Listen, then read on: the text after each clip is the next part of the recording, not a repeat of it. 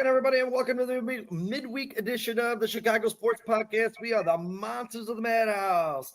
And our first segment here, my friends, is brought to you in part by our friends at Bridges Scoreboard. It's your Northwest Indiana Chicago sports headquarters with the Hall of Fame menu and the coldest beer in Chicagoland. To prep for your next Chicago Bears or Chicago Sports Night out, hit up bridgesscoreboard.com or give them a call, 219-924-2206. We got Darius and Kyle in the house. How are we doing on this Packers week? Yes. The week is upon us. Packers week. And as Packers week is upon us, the Chicago Bears have went through some changes. And let's talk about some of those changes and something that we've all been waiting for. Mr. Nate Davis is gonzo. And so is Shane-O. Shane-O's hitting the bricks. We'll get back to Shane Waldron in 1 second. And Thomas Brown just wanted to touch on in a corresponding move of letting go of Nate Davis. They signed Ricky Stromberg to their practice squad. He was a 2023 third-round pick, 97th overall. He's out of Arkansas, and he was considered in his draft to be one of the better centers in the draft. And we're going to let Darius fire away on this because he knows about Ricky, and he wanted the Bears to draft him. So tell us about Ricky Stromberg, Darius. Hey, man, Ricky Stromberg is a big dude, big bad dude that plays center, which is a position of need for us. I know it's not a very sexy pick at this particular time, but we need all the help we can get for the remainder of this season. I'm not taking it no farther than that because I think, we need to upgrade at least 4 spots on the line. I'm giving Wright the benefit of the doubt because I don't feel like he's in the best shape, and he could be in better shape. But Stromberg's a good guy. He's a guy I wanted to draft. I wanted us to draft out of Arkansas. He's a big guy that can move. He comes from that. He comes from a pretty good stop down there in Arkansas. They usually recruit huge guys to play offensive line for them, and they tend to do pretty well in the league. So it's a good signing for me. Good. You know what? We need some depth at O-line. So hopefully this is a better addition than some of the other ones that Foles has brought into Chicago. You got anything on Stromberg, Kyle? No, like I said, I didn't really know much about him. Darius kind of just informed me about who he was before the show here. But, I mean, it's nice to see the Bears sign offensive lineman. You would have liked to see it move more like Cam Robinson or something like that, like other teams. A more impactful player. But, he's on the practice squad right now. Hopefully at some point he can make his way up and see if he can compete with Coleman Shelton. But it's nice to see them sign offensive lineman for sure. Other injuries heading into our showdown on the lakefront with the hated team up north. Amadaji did not practice. Brisker has already been ruled out a couple of days ago. Tevin Jenkins was a DMP. Travius Moore was a DMP, and this one hurts. So was Montez Sweat. Hopefully he gets back on the field tomorrow. Braxton Jones was limited. Sewell, Taylor, and Wright, positive sign, all limited practice today. So, boys, we experienced a game without Montez Sweat. How much trouble, just say he doesn't play this weekend, how much trouble, Kyle, are we in if we don't have Montez Sweat? Yeah, I mean, you don't have to look very far, Sean. Just go back and watch the Cardinals tape from 2 weeks ago. And not to mention, I also don't believe that Montez Sweat was playing healthy this past week because he was dealing with the same injury he had in the Cardinals game. And it didn't look very good. Montez Sweat was one of the lowest Pro Football Focus scores on the Chicago Bears this week, along with Zach Pickens and Sean, who was the other one that we were talking about? There was somebody else who was, Tremaine Edmonds, who's been at the bottom of their Pro Football Focus scores all year. Tremaine Edmonds, to be honest with you. So, but it's not good. It's not good for the Chicago Bears. This is a team that they can't beat. They haven't beaten them in 10 years. They can't beat the Patriots. The Packers are a much better team than the Patriots. The Patriots were the general consensus going to get the number 1 pick in the NFL draft before the game on Sunday against the Bears. I mean, as far as I could tell, guys, so far right now and over the last year and a half, it looks like Montez Sweat is the Bears' best player, and it's never good to lose your best player. And it seems like that's why we're going to be dealing with this Sunday against their bitter division rivals. What do you think, Darius? Hey, agree. It's never good to have your best pass rusher on the sideline. we're going to need all the help we can get this week, but hopefully we can get more help from our offense. Not to move forward too soon, but anytime we have major guys out on the defensive end, that puts more emphasis and more focus on the offense to get their shit together. You know what I'm saying? Let's be honest. You know, I think the defense didn't look very good against the Cardinals, but I blame that on the A lot of injuries. Well, no, I just blame it on the lack of offensive production because we let Arizona have their way with us, and I feel like if we had some production going on offense, we could at least force them, to not run so much, put the game in Kyler Murray's hand, and I think that would have played to our advantage. Yeah, and I'll be honest, really quick on that Montez Sweat thing. I think we were looking at the stats a little bit ago. The Packers have only given up 12 sacks this year, so Montez Sweat is detrimental to the Chicago Bears this Sunday to be on that field and be able to get some pressure on one Jordan Love. Yeah, but yeah, I do agree with you. If they had a terrible game plan against Arizona, they had a terrible game plan next week. So let's get into Thomas Brown. Real quick, just to what's huge news from that injury report is Darnell Wright and Braxton Jones. Yes. That is absolutely monumentally massive because I'll tell you what, if the Patriots come into a game with 16 sacks can get 9 sacks on the Bears in a game, the Packers are going to kill them. So they need Braxton Jones and Darnell Wright. They need those guys. You cannot go forward with Larry Borum and Matt Pryor at the tackles. You can't. It's just not possible. It's not possible. And even though I don't feel like Green Bay is very good up front, Rashawn Gary's cool, but he's not. He looked better last year than he does this year. But anytime you have your bookends on the sideline, it doesn't bode well. you could just look at last week's game, man. Allowing 9 sacks to the Patriots I was telling Sean, Darius, they were ranked I think 28th or 29th in sacks this season because they had 16. And then all they had to do was play the Bears to move up to 15 overall in sacks this season. Just one game. And then you know what, man? That seems to be a all too familiar song, man. It's been a lot of teams that's capitalized that way just because they played us. All right, Sean, let's see if Darius can answer this question. Darius. Hold on really quick.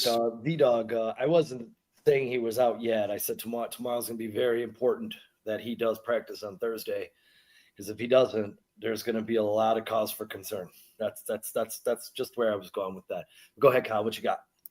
Darius, what's up, Cheryl? This far into the season, Caleb Williams is one of the most sacked quarterbacks of all time. Can you name the other 2 quarterbacks who are higher than Caleb Williams on the list? Oh, I know. All time or just this season? All time. I know. I would guess to say they're the same person. Oh God. Justin Fields. And Justin Fields. Yeah, that's number 1 and number 2. Caleb Williams coming in at number 3. Yep. Sorry, Sean, I didn't mean to interrupt you. I was hoping I was going to be wrong. Damn. I mean, Justin, and with Justin's ability to move around so well, he escaped. It could have been a whole lot worse. Yeah. Yeah. Though he also created some sacks in his own. Yeah. Most definitely. Hey, why am I cheating? I'm confused. I haven't even done anything yet.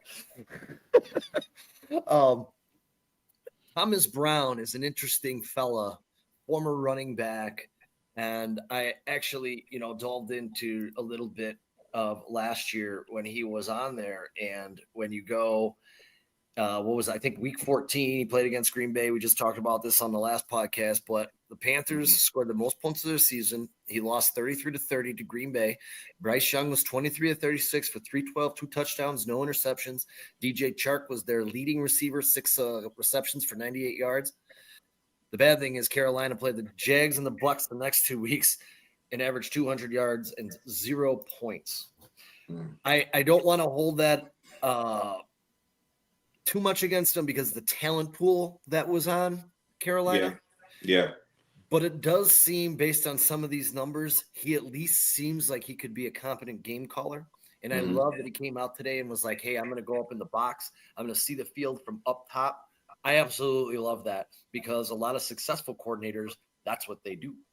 So Kyle, Darius, you guys talk to me. Darius, you lead it off, man. What are your thoughts about Thomas Brown getting rid of this bum Shane Waldron? And what do you expect out of him this Sunday? Listen, I love Thomas Brown as a coach. Period. He's a teacher. If you listen to him talk, he talks with he's very intentional. He's very direct. You know what I mean? I don't think he's a sugarcoater, and I think he has a pretty good relationship with some of the other guys that's playing. Notably Gerald Everett, because he was with Everett with the Rams. Yeah. Now, coming from the Rams, meaning he's coming from Sean McVay, which is one of the better play callers that this league has seen.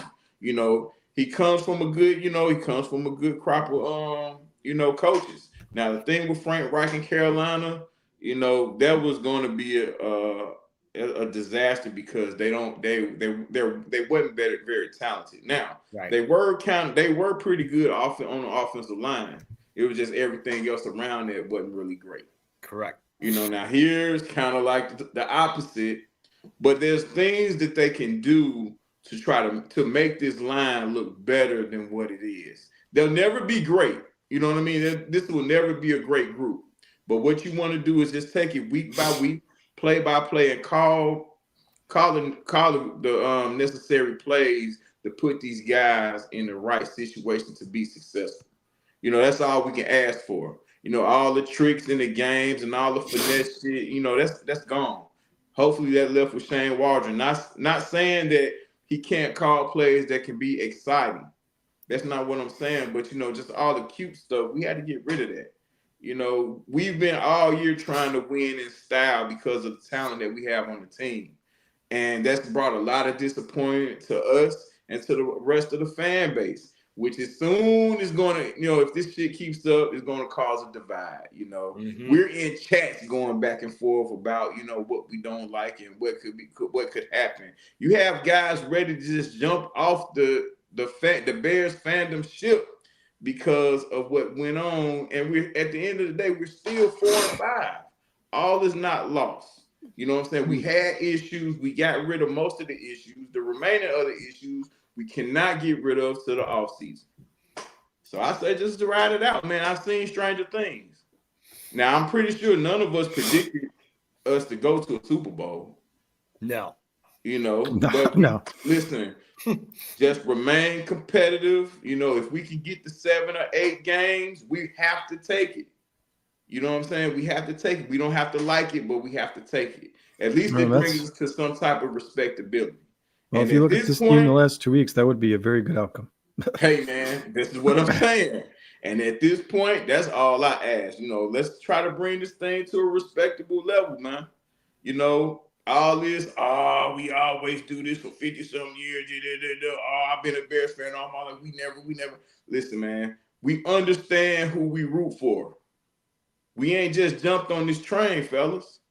All we can do is ride this thing out. And I think bringing Thomas in is a plus for me. It's a very positive move for me. Hey, Kyle, how about you tackle this question from V-Dog here? Question for y'all. Thomas being Sean's right-hand man in L.A., do y'all think we'll see a huge jump in difference in play calling, utilizing all of his playmakers creatively but logically?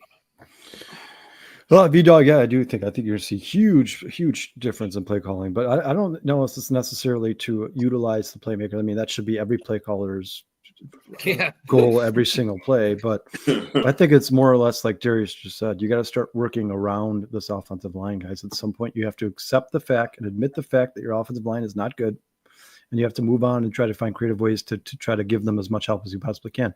The only way to do that is to A, run the ball, and B, get the ball out of Caleb Williams' hands as fast as you possibly can. That's it. There's nothing else you can do. We've seen this in the NFL for years now.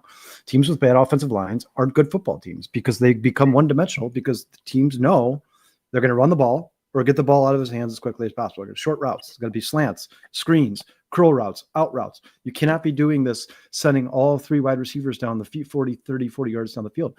Now, I will say, guys, I've seen this change a coach in the middle of the season. I've seen this work one of two ways. Either it stays exactly the same or it gets a lot better. Rarely ever does it get worse. Rarely ever does it get worse. So I think this was the right move, no doubt about it. I think Shane Waldron had no idea what he's doing with this team. And I think he was too nice of a guy. I think everybody always says, they interviewed Jackson Smith-Njigba in the offseason. They were like, what do you think about Shane Waldron? He was like, well, he's nice. He's a really nice guy. He's a really nice guy. And you've heard the Bears players saying the same thing. He's a very nice guy, but sometimes that's not good for especially for an organization like the NFL, like Chicago Bears. I mean, that's just not good. You need a guy who can hold people accountable, and he just wasn't doing it. I think the Bears will get better. I think you're gonna see a lot of them do a lot of slant routes to Keenan Allen. You're seeing a lot of out routes or screen passes DJ Moore, or he's going to use kind of more like that Deebo Samuel role where he can kind of just get yards after the catch, get the ball in his hands, create a little bit of space for him, let him see what he can do. And you're going to see a lot of DeAndre Swift and Roschon Johnson. And I think you're actually going to see Roschon Johnson now. I think you're going to see Roschon Johnson. And then Darius brought it up before we came on the show today, guys. They also elevated Tyler Scott. Tyler Scott is going to be active on Sunday, and I think they're going to try to use him. I think the idea is they're going to try to use him to kind of take the top off the defense, or at least keep the defense guessing, right? Like, don't let that guy get by you. Don't get like Tyler Scott, by all accounts, is one of the fastest guys in the NFL. He should at least be on the field at some point, right? You should at least see him, even if you use him as a distraction or decoy. He should be on the field. But yeah, I think you're going to see the Bears offensive scheme change completely. I don't know if it's going to work or it's going to be great for them. I don't think they're going to beat the Packers or anything like that. But I think you will see the Bears start to establish some sort of identity for sure, 100%. I think Brown has been watching this team. He's been seeing what the skill set is, and he's going to start to change the play calling accordingly. And that's exactly what they needed 3 weeks ago with that game against Washington. They should have came out of that game and been like, you know what? We got to change everything. We got to run the ball. And Shane Waldron and Matt Eberflus kept telling us they were going to do it. You heard it at Matt Eberflus' press conference before the game on Sunday. The last thing he said before he got off of 670 was, but with Jeff Joniak, the interview they do every Sunday, the coach interview every single Sunday. How are you going to win this game, Matt? He said, we're going to run the ball and stop the run. And then they didn't do anything of the sort. They ran the ball to running back 17 times and dropped Caleb Williams back. What was it, Sean? 37? 39. I mean, that is the exact opposite of what you said you were going to do going into the game. I think Thomas Brown's going to do the complete opposite. I think he's going to run the ball and get the ball out of Caleb Williams' hands. The question is, how bad is this offensive line if their two starting tackles come back? Can they look like the team that beat the Jacksonville Jaguars and the Carolina Panthers, or is this going to be a problem for the rest of the season where Caleb Williams is going to get his head knocked off every single play? That remains to be seen. You have to see what kind of game plan Thomas Brown comes in here with. Sean, real quick before we move on. Not to change the subject. I'm just going to touch on something that you said really quick before I just wanted to get to Nate Davis before we. Oh no, we're going to just some of the information. All right, I got a couple things on him. But last year when Thomas Brown was the coordinator versus the Packers, they ran for 169 yards. Ran the ball. 200. Yeah, you guys remember that game? They ran the ball down the Packers' throats. They knew they were running the ball and they couldn't stop them. And that's the guy I'd like to see against the run this year. I'd like to see. And another guy. Darius is right. He seems like, if you listen to his interviews, he seems like a straight shooter. There's no bullshit with that guy, man. What he says is who he is, and he says he's going to run the ball. So you might actually see DeAndre Swift get 20, 22, 23 carries in this game, which is insane. And the thing about it, the Packers have that tape, and I'm sure they have that memory in their mind. And anytime you get road graded like that, you never forget that as a player. And those guys still remain on the team, so they understand what they may be facing this week. Hopefully, Thomas Brown can find a way to marry the two and mix it up. Like Caleb doesn't. It doesn't have to be where Caleb goes out here and throws for 360 and throws for 5 scores or anything like that. But it's just keeping defenses honest. We heard the Patriots say, we seen something on tape, and they never changed. So when they lined up and we heard the calls, we knew what was coming. It's never good when an opposite team know what plays are coming. That's when someone has to go. Yeah. So, hopefully we can blend the creativity with the run game. Creativity in the pass game with the routes, and blend in with the run game, a physical form of running the football, which I know our line can do. You know what I'm saying? And we haven't. We can't do that. The Bears haven't had the ability to adjust in game since Lovie Smith. I mean, when was the last time the Bears made adjustments in game? I mean, the Patriots came out and said it. We just found something that worked, and then they didn't change, so we just kept doing the same thing over and over and over again. It was easy. Hey, was a B-Dog, gimme. I'm going to get back to that comment in just a few minutes. Go ahead. But real quick, I just want to, with Darius, let me go over the Packers statistics for you real quick, and then you can tell me exactly even with the coaching change, how you think this game's going to go. So the Packers offense is third in the NFL with 390.6 yards per game, third in the NFL with 155 rushing yards per game, seventh in the NFL with 236 passing yards per game, ninth in the NFL with 26 points per game, eighth in the NFL in time possession at 31.2 minutes per game, sixth in the NFL in turnover ratio at +6. So the Packers take care of the ball, or they take the ball away, one or the other. Yeah. Their defense is 11th in the NFL, allowing 21.6 points per game, 12th in the NFL, allowing 320 yards per game, 15th at 207 passing yards per game given up, 10th in the NFL at 113 rushing yards given up, which is in the NFL only allowing 113 rushing yards per game. That's good. That's a good statistic for them. And Kyle, just really quick, in their last three, they've had a slight uptick. They've averaged in their last three, they've given up $120. Not that much of a difference, but yeah, I'll take it. When you're talking about a game like this, I'll take that 10 yards every day. And then they have 10 interceptions on the season. They have 22 sacks on the season, and they've only allowed 12 sacks on the season. So the Bears are about to play a team that not only has beaten them 8 straight times, but this is a good football team. You look at these statistics. This is they're in top 10 in almost every offensive statistical category. This is a very good football team the Bears are about to play. And breaking news, Darius, I don't know if you saw this or not on the injury report, but Jordan Love didn't just practice today. He practiced in full. He's playing. That groin is not bothering him anymore. And you know what that means, Kyle? I'm going to need a full bottle of the undefeated flavor of El Bandito Yankee, the official tequila of game day, because the Packers are probably going to make me drink a lot on Sunday. I don't know. I'm not a tequila guy, but I'll have a drink with you on Sunday for sure. If it goes the way I think it's going to go, I'll have a drink with you on Sunday. I'll take a double. Yeah. We might need it, boys. We might need it. I mean, so Darius, given those stats, given those statistics, is it even let me ask you this. If the Bears are missing one of those two tackles, not even both of them, but one of them, and Montez Sweat, is it possible for the Chicago Bears to beat the Green Bay Packers? Anything's possible, but the percentages decrease we'll get back to tremendously. this, dog. Yeah. I mean, anything's possible, but the percentages decrease tremendous because, as you roll those numbers out, I just go to game results, and I've watched the Packers struggle with teams, Detroit is an outlier, but they struggle with Detroit, not so much of what Detroit can do on defense, is that Detroit puts so much pressure on their defense offensively, they force Jordan Love to play a different way. And I seen them, they went back and forth with Minnesota.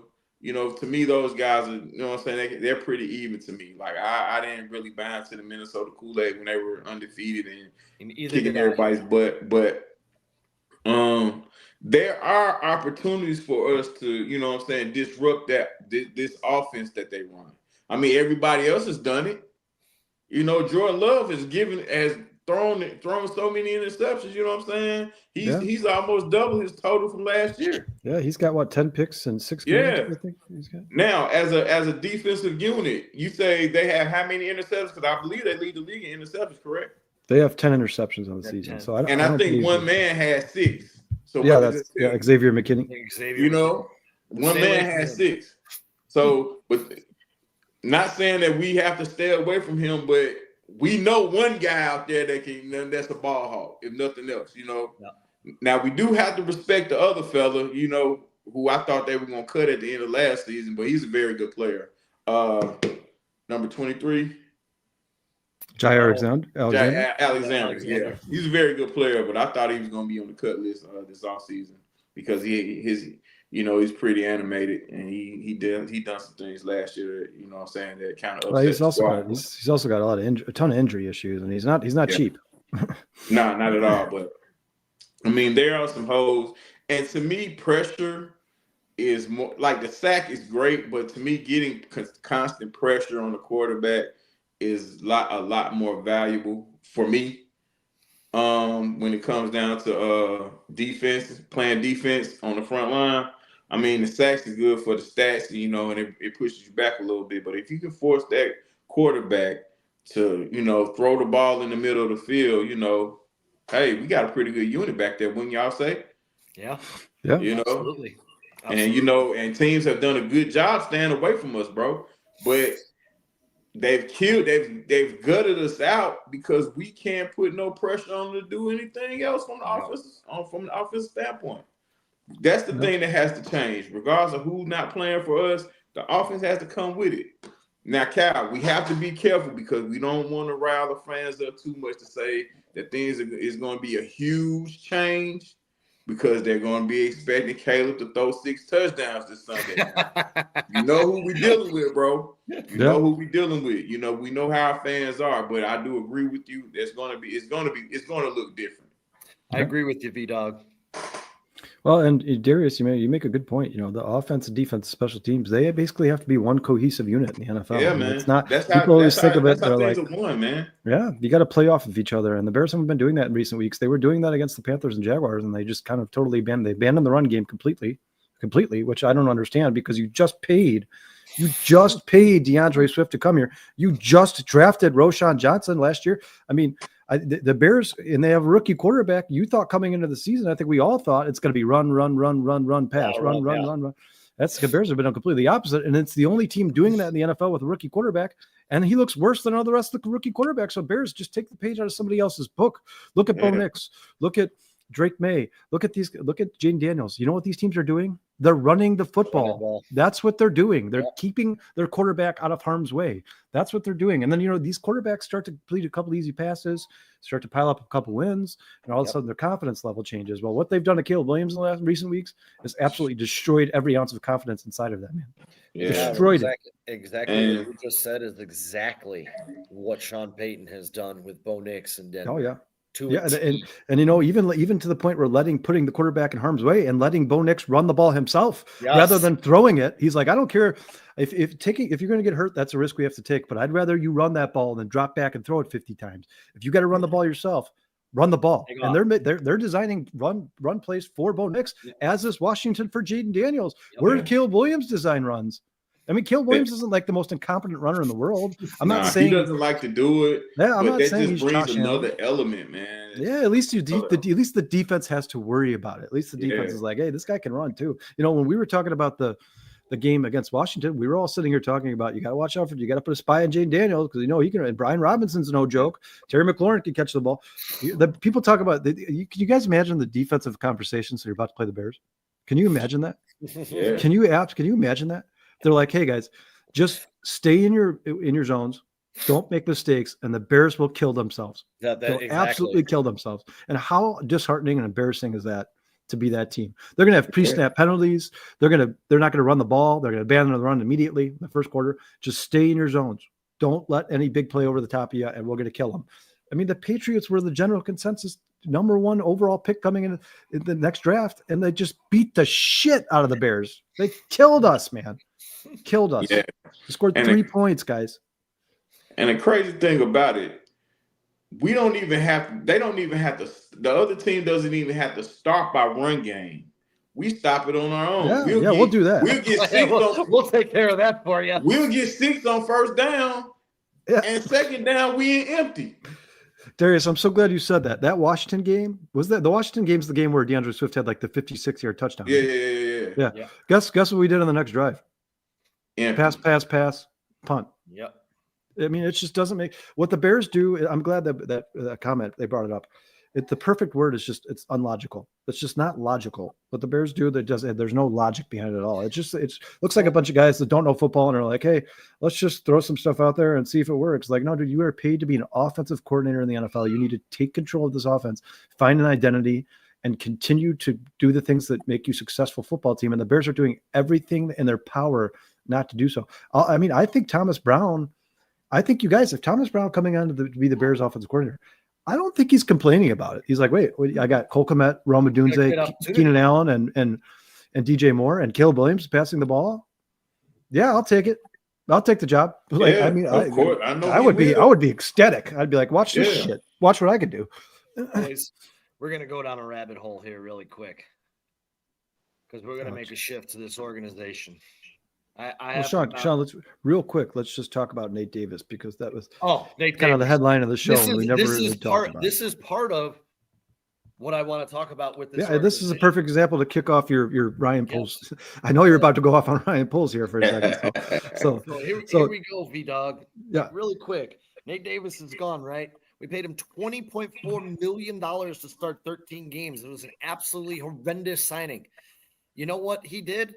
He let James Daniels walk in 2022. He signed a 3-year, $24 million deal with the Steelers.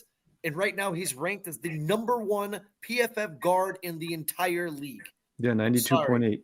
Yeah, we're gonna keep going down this rabbit hole if you really want. Since McCaskey took over in 20. Sean, real quick. And James Daniels hurt. What's that?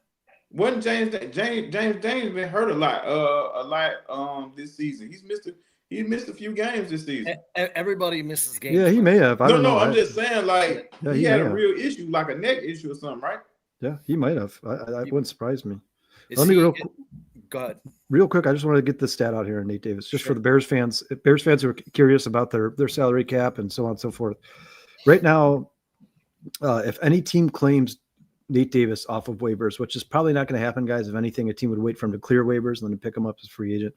But if they did, they would be on the hook for the rest of that $3.9 million remaining on his guarantee part of his contract. If not, the Bears are going to end up paying him just over $20 million for 13 starts. I think it's like $20.9 million or $20.6 million. They're going to pay for Nate Davis. 20.4. And you guys want to know how much they dislike Nate Davis?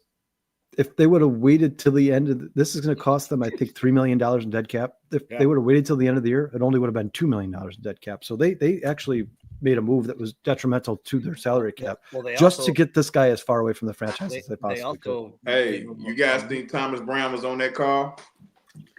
I think he has a lot to do with it. Yes. You think Thomas Brown made that call? Yep. Maybe. All right, Sean. Sean, let's go down the rabbit hole here. I want to hear Darius's opinion of Ryan Poles. So, Sean, go, get us started. Kick it off. Here we go. Ryan Poles decided to retain Matt Eberflus. Went to bat for him in the media. This guy's 14-29. He has locker room issues. He's on his third offensive staff. He has the franchise's longest losing streak. He's had 8 assistants fired in 14 months. He's 0-8 on Sundays and away games. He's blown 5 leads or 5 games with a 95% chance to win. Since this regime, speaking of dickface George McCaskey, has taken over this organization in 2011, we have 2 winning seasons. In 2012, we were 10-6, and in 2018, we were 12-4. We have 0 playoff wins in that time. Not to mention, since 2009, it's been 15 years. This organization has hired Mike Martz, Mike Tice, Mark Trestman, Adam Gase, Dewell Loggins, Matt Nagy, Bill Lazor, Matt Nagy again, then back to Bill Lazor. That was awesome. That was incredible. Then to Luke Getsy, then to Shane Waldron, and now we're on Thomas Brown. V-Dog, this organization does everything they can to do the opposite of what successful organizations do. You have to start to pick up on and recognize that.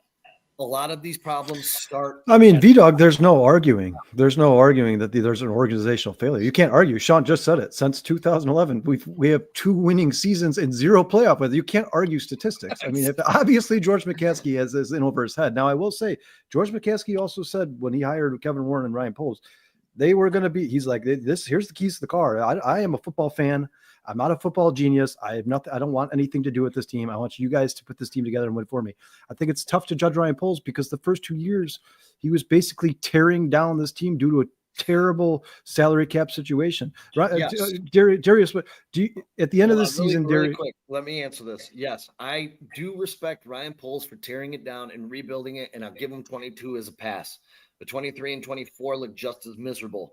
He's taken us from last place in the NFC North to last place in the NFC North. Yeah, V-Dog, him rebuilding in 2021 and 22, his first 2 years, has nothing to do with Nate Davis. It has nothing to do with Chase Claypool. It has nothing to do with PJ Walker. It has nothing to do with not re-signing James Daniels or Roquan Smith or Darnell Mooney or any of the other. It has nothing to do with any of that stuff. I mean, all bad decisions. Ryan Poles has made some terrible decisions. Now, I'm not sitting here saying I want Ryan Poles to be fired, but you have to take the good. You have to, when you give him credit for the good, you have to give him heredit for the bad as well. Darius, I want to hear your take. What's your thoughts on Ryan Start from the beginning. What do you think about Ryan Poles? Yeah, let's go. I think Ryan Poles. I think the crew up there with Poles and Cunningham, I think is a very good group. I think they're young and they're still learning as well. I mean, what's this, year 3? Year You 3. know, 2.5 listen, technically.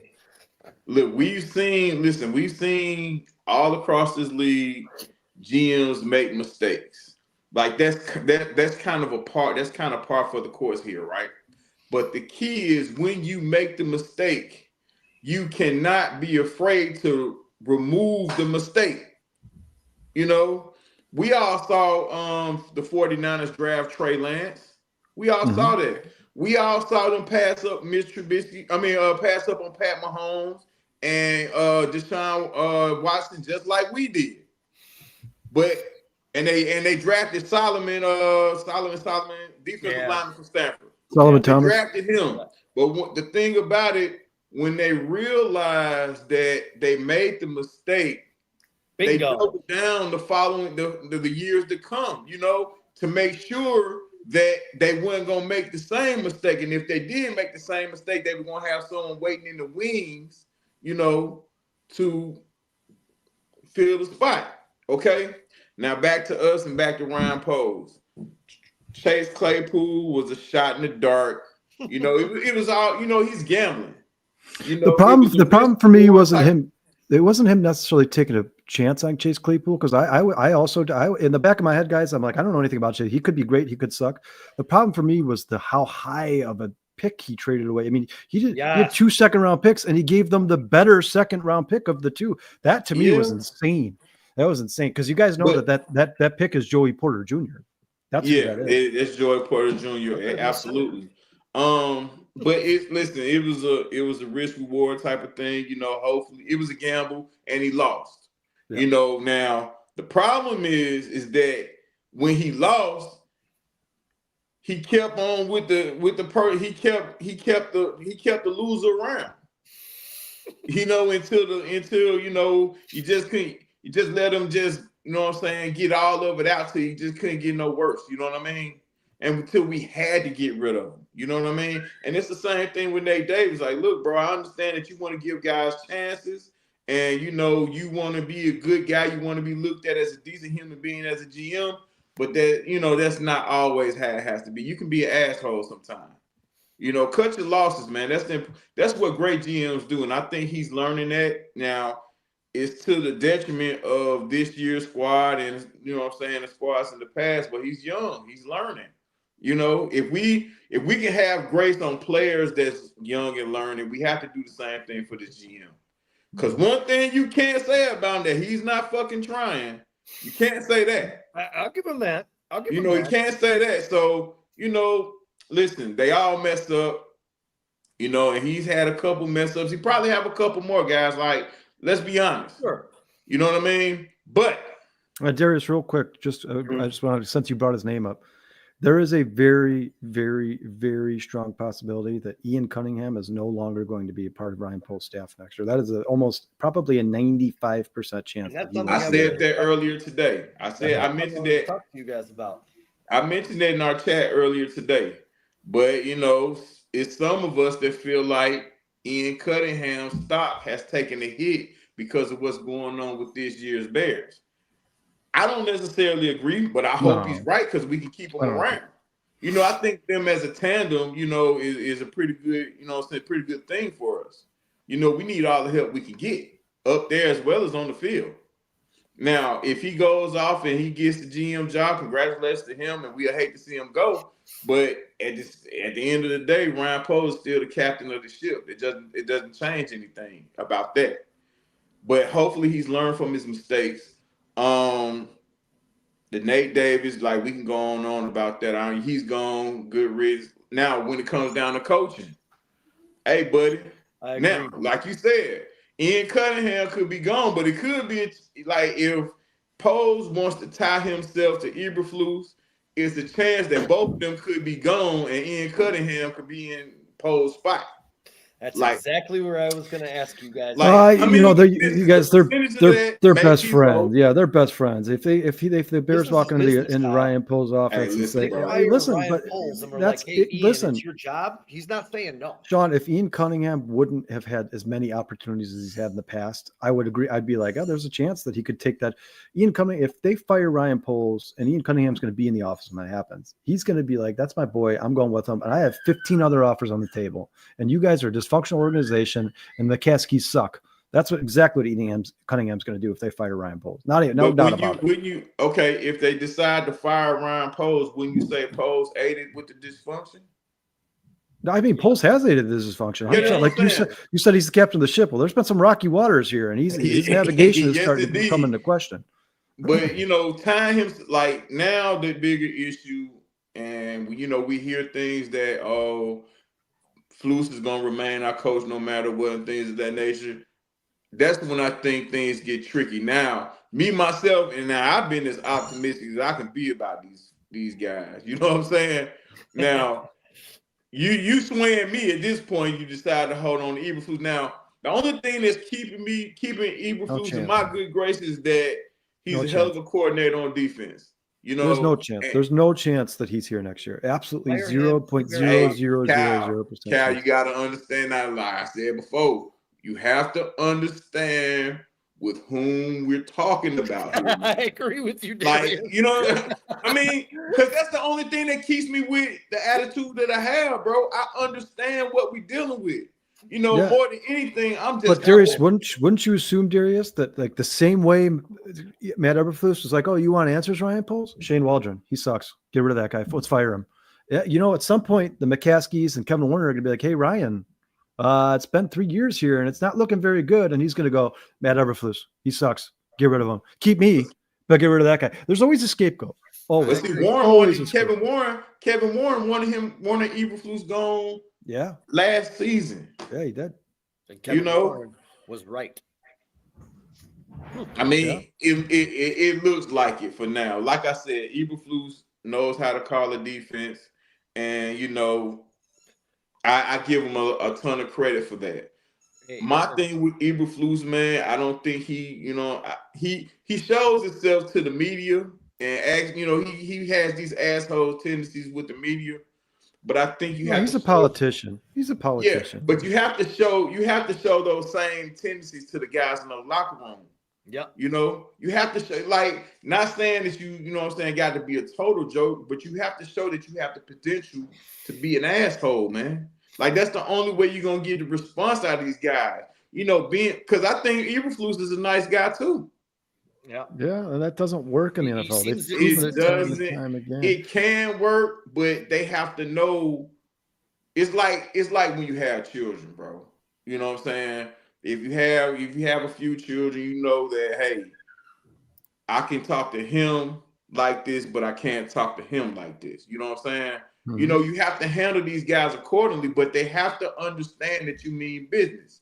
And Darius, one of my favorite sayings in the history of writing is, you don't have to be a nice guy to be a good guy. You could be a person with a good heart and still be an asshole when it's time to be an asshole. The two can be intertwined. And, Matt, I don't think Matt Eberflus is capable of doing that. And they've come out and said, players have come out and said, we're not being held accountable in practice. Well, that means that he's letting these little things slide every time somebody screws up. And they're starting to pile on top of each other. And these guys are like, this guy is this guy is afraid of confrontation. You can do whatever you want. Do whatever you want. You have your stars questioning their practices. You can't have that. No, that's not acceptable. And not fix mistakes. That's what. Let me ask you guys a question real quick. I didn't mean to cut you off, Terry. I'll let you continue when you ask this question. But do you guys think that there is a small chance that Ryan Poles has already said to the McCaskies, I want Matt Eberflus fired. I want you to fire him. And they're like, we don't fire coaches in season. We do not do that. We've never done it, and we're never going to. I mean, I know he stuck his neck out for Matt Eberflus, but right now, with how much money he just put in this team, the DJ Moore extension, the Jalen Johnson extension, the Montez Sweat extension, and all in that great the draft class with Torrey Taylor and Caleb Williams and Rome Odunze, and to have this result, there's no way that Ryan Poles isn't pulling whatever hair he has left out. There's no way. I would love to agree with you, but the way he's tied himself to this gentleman, I have to disagree. I think so. Now, I think I mean, I don't know. I'm not saying one way or the other. I'm just asking. Now, I know for sure Kevin Warren wants him gone. Now, I think Kevin Warren and Ryan Poles has had a conversation. Kevin Warren said, see, this is why, I want him gone. But this is the biggest question for me, and I may be moving too fast, but okay, you fire him. My question is, who the hell you bringing in here? That's a really good question. I said maybe you throw. It's a very good question. Okay, I'm sorry, Sean, but if he's going to the McCaskies and going to Kevin Warren and saying that, hey, I want this guy fired, who is he thinking about bringing in? That's what I would love to know. You're just pulling someone in. Not good options. I read the other day that if he were to get fired, it would most likely be 𝐂𝐍𝐉𝐎𝐾 elevated to interim coach. If that's true or not, I don't know. But it should be Eric Washington. I was going to say, that's who it should be. He's a really good opportunity. Dude, Eric Washington is the most well-respected person on this staff right now. Everybody in the NFL says Eric Washington is one of the best coaches in the NFL. Everybody. You can ask anybody. Did you? I wouldn't be mad if it was Thomas Brown either. Neither would I. I wouldn't be mad if it was Thomas Brown because he has assistant head coach and experience already. Mm-hmm. Yeah, and you know what? And I love his interview. His interviews, he's so direct. He's so telling guys, this is it. I was telling guys that this guy's different. Now, see, when you say that, then all of a sudden on Sunday they're going to look for the Bears to score 60 points. Yeah, and if they don't, they're gonna be like, hey, Darius, you said Thomas Brown was different. Now, don't get me wrong, man. I stick my neck out a whole lot and say a whole bunch of shit because I'm picking a side. I say what I feel. Right. Yep. Never said I was gonna be right, but I'm just telling you how I feel at a particular time. Hey, when it comes to sports, you're only right 50% of the time anyway. So I pick a side. I'm not gonna stay in the middle. Like if I feel a certain type of way, then I'm gonna say it. It's people that get paid thousands of dollars to get on fucking TV and be wrong. 100%. Come on, man. Right, it's okay to pick a side, but Darius, because they say change is coming and things will be different, it doesn't mean that it's going to change all in 1 week. Chicago. Yeah, and if you look at the history of general managers in sports, and this isn't just football, this is sports. I mean, guys, if you have a draft class of 8 players, you expect 2 of them to be good NFL players, correct? I mean, that's 2 or 3. That's about it. So the success rate of NFL GMs is that about the same of a good hitter in baseball. Like if you're hitting 300, you're awesome. If you're hitting 400, you're legendary. Yeah, I think you can kind of compare the two. I don't think NFL GMs are expected to hit on 100% of their draft picks because nobody does. It doesn't happen. As a matter of fact, most NFL draft classes, if they draft 6 players, 2 of them are re-signed after the rookie contract. An average of 2 of them are re-signed at the end of the rookie contract. They draft 6 players. The rest of these guys are just those guys who are in the rotation of you're on a rookie contract. All right, your rookie contract's up. We're going to go draft another one of you. You're on a rookie contract. You don't stand out enough for us to give you $120 million. They just kind of rotating door of young talent, right? That's what it is. I don't think Ryan Poles is anywhere near the worst GM in football. I think the Bears team is littered with talent, and you've seen it already this season. And in the right situation with the right coach and a couple adjustments to certain personnel groups, they are a competitive football team. They have good talent. DJ Moore, Rome Odunze, Keenan Allen, Darnell Wright, Cole Kmet, Caleb Williams, Jaquan Brisker, Kyler Gordon, Tremaine Edmonds, TJ Edwards, Montez Sweat, Andrew Billings, Javon Dexter. I mean, guys, this isn't the worst team in the NFL. They just look like the worst team in the NFL. And the problem is not Ryan Poles and it's not the team. It's somewhere in between there, right? It's somewhere in between there. And I think it's Matt Eberflus. I don't give a shit that they fired Shane Waldron. Matt Eberflus needs to go. The thing about it. Hold on really quick, Darius. He's put this up a couple times. I do believe that this is a problem. Yes, not holding people accountable. And I think it could possibly be a problem with luring Ben Johnson here. If there's any truth to the rumors that he wanted the job and now he doesn't want the job and he's looking at the franchise as a whole, yes, I do think this could be a very, very big problem. We'll see. I mean, Silverman from the Waddle and Sylvie show said that's the case. I don't think it's irrelevant. I think coaches want to have some kind of control when they come here. and you can just look at the past. Yeah, And and Sean, eventually, past even if you don't have faith in the franchise, eventually, Sean, how many coaches did you say they've had in the last 13 years, 11 years, whatever? 12 Right, offensive coordinators. Eventually, even if you're the worst organization in the history of organizations, you're going to get lucky and somebody good's going to fall. You're going to get a coach like a young Bill Belichick's going to fall in your lap because you hire one every 3 days. Eventually, one of them's got to stick, right? Hey, you guys realize the only offensive coordinator that's been here longer than 3 years was Ron Turner from 2005 to 2009. Yeah. That's how long it's been since we've had a consistent play caller here. You cannot keep doing this to your quarterbacks. No, they've done it to Cutler. They've done it to Trubisky. They've done it to Fields. And now they're doing it to Caleb freaking Williams, dude. It's unbelievable how stupid and incompetent this organization is, dude. I think it was like this. Like, I'm here in Atlanta. I don't think anybody had more offensive coordinators than Matt Ryan. And he's still producing. He's still, in my opinion, he's a Hall of Fame QB. The problem is when you bring in new coaches in, it's not too long that you're bringing a new quarterback in. So it's not even enough time, even if it's for whatever reason, for injuries, for lack of ability, whatever. But you're having this, you're playing musical chairs with the quarterback position, but you're trying to align it with the coach. It's hard to do. Right. Yeah. Now, mind you, we ain't had the best picks of quarterbacks, in the draft all the way from 98, 99. We ain't picked Come on, man. 𝐷𝐿 was awesome. Shane Matthews, Greg Krenzel. He was also in UCLA when he was able to do what he wanted to do. But, when it comes around, like, being in structure, and then he just couldn't stay healthy at the same time. It was at one point we felt like he was coming along. I'm sure you guys remember that. But he got hurt, and then it was over after that. But yeah, man, it's tough, man. But I think we need to stay the course here.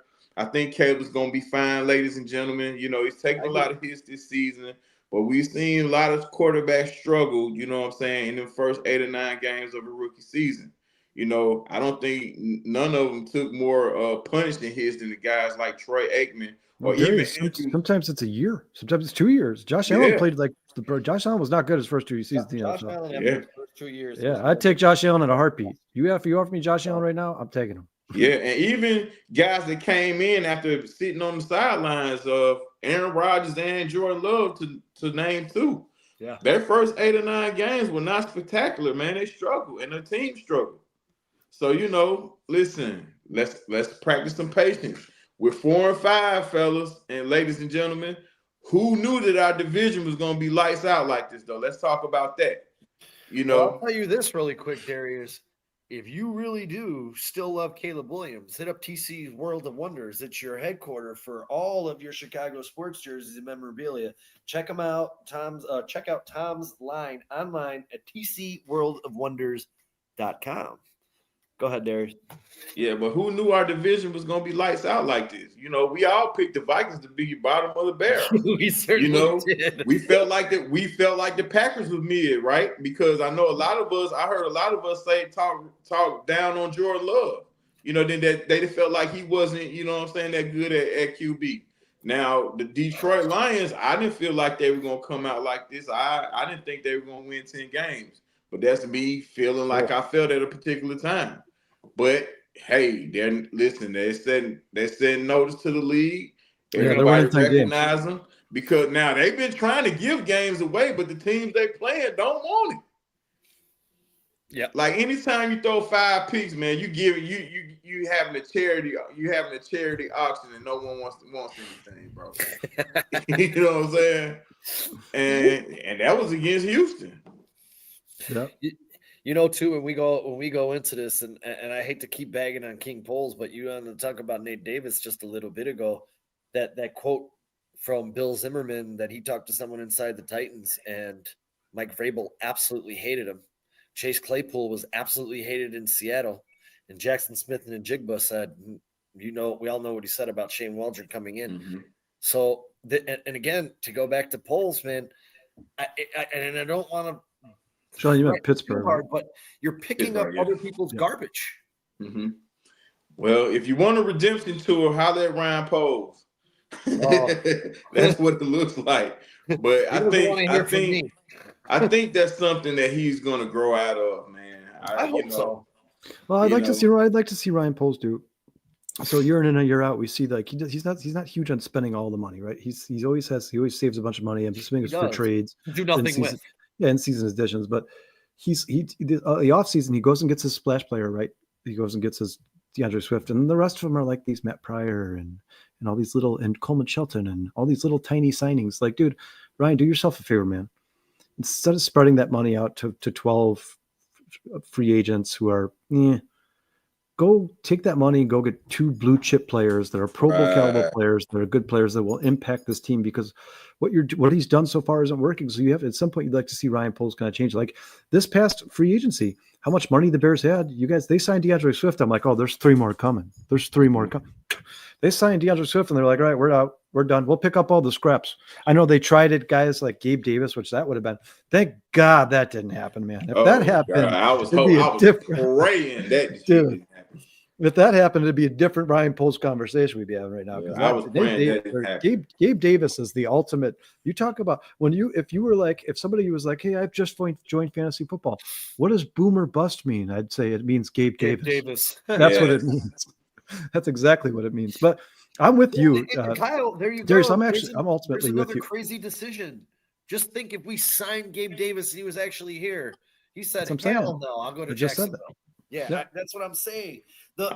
As we keep talking, Ryan Poles' failures mount a lot more than that being said, and listen, we can talk about Ryan Poles. There's a lot of them. Ryan Poles had a lot of failures, but we can sit here and talk about the best trade in NFL history with the Carolina Panthers. Letting go of Justin Fields, who clearly is not going to be a good passer in the NFL, guys. It's never going to happen. And deciding to draft Caleb Williams. At some point, Bears fans need to stop living off of God. Okay, but Sean, I'm still going. Trading a 4th-round pick for one of the best receivers in the NFL over the last 20 years.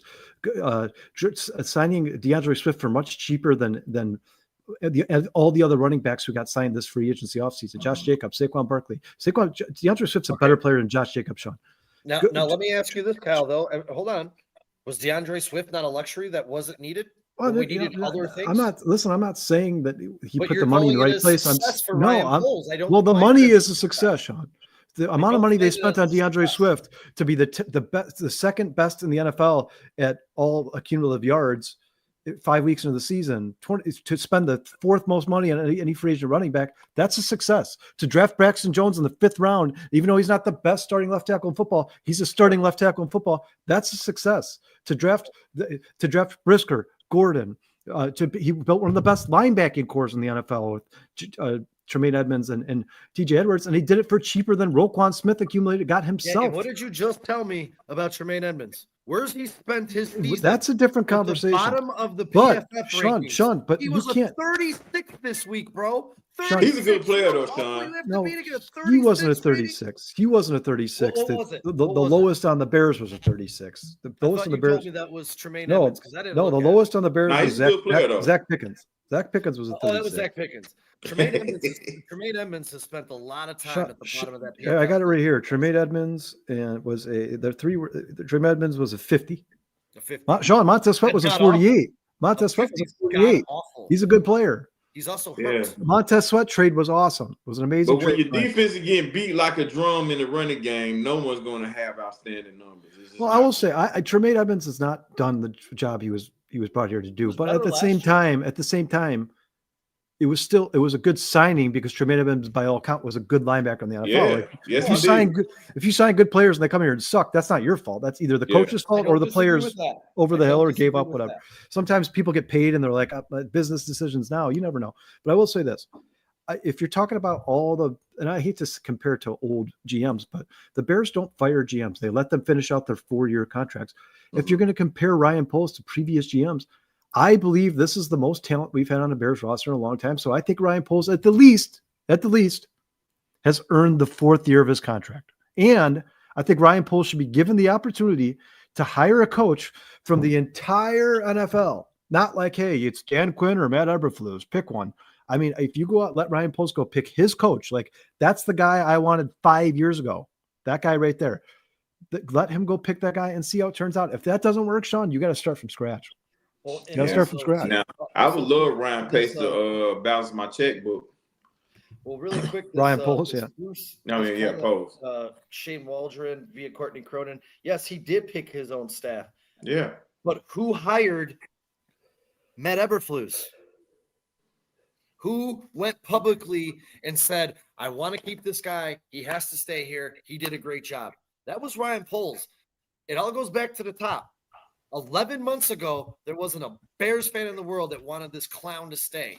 It's the biggest shining mistake to me out of all the ones we've just talked about. That is his biggest mistake. The biggest black eye on Ryan Poles. Followed by Nate Davis. Ass clown retained to coach this football team. Okay, guys, look here, man. Hey, did y'all feel like the Bears were a legit playoff team last season? Be honest. I thought we were a 10-win team. God, no. I don't know if we were making the playoffs at 10 wins, but I thought especially with this first 10 games. I mean, the Packers went 9-8, right?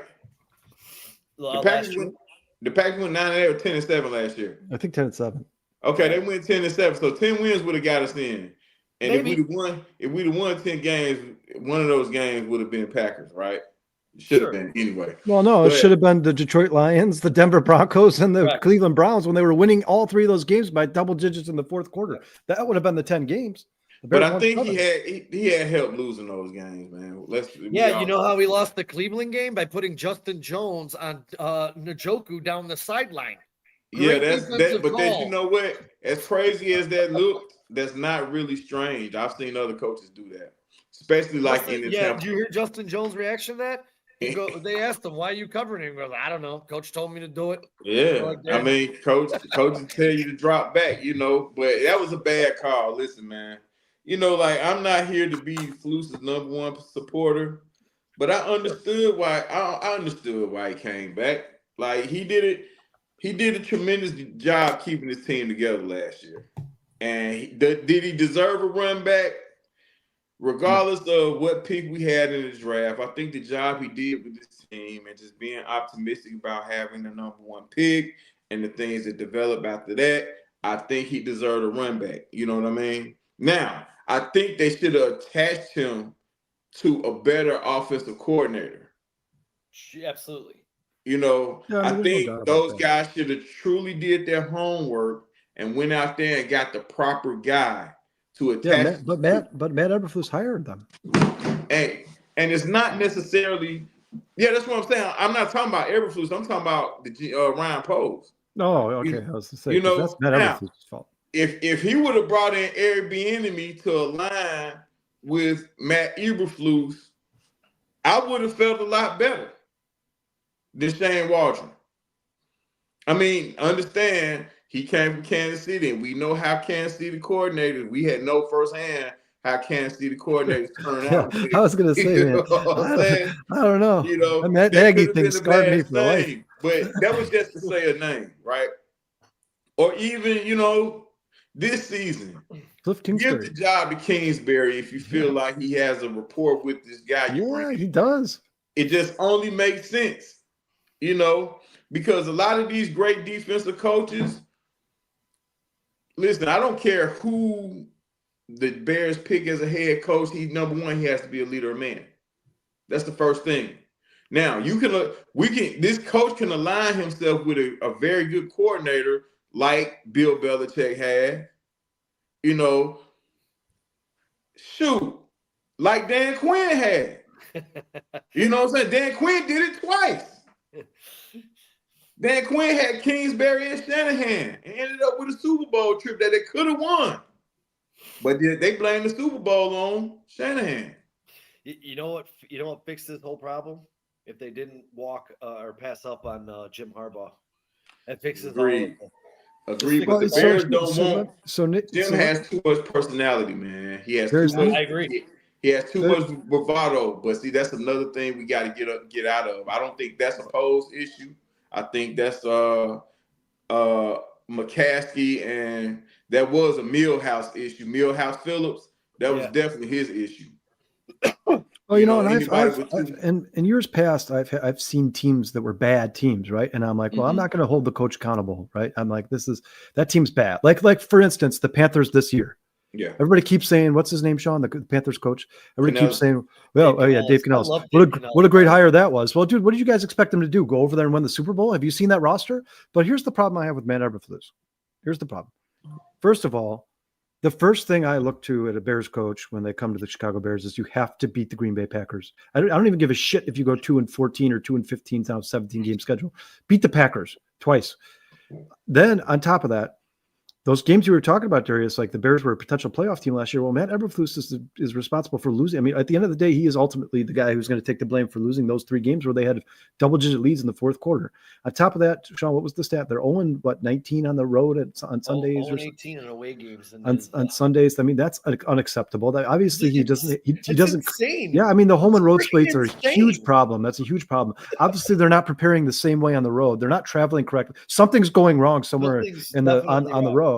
And then on top of that, man, every interview you listen to, it's like, I don't think that was the wrong call. That play didn't matter. Well, the player screwed it up. Like, Matt, you know, maybe this team just isn't good enough to win games and it's not your fault. But at some point, you got to give us something you're going to change or do differently to make this team look better. Even if they're not better, make them look better. And he hasn't done any of that. And then, like Sean said, not only is he responsible for hiring Alan Williams, fired.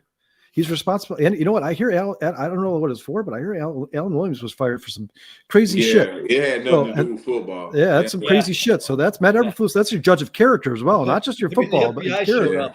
Yeah.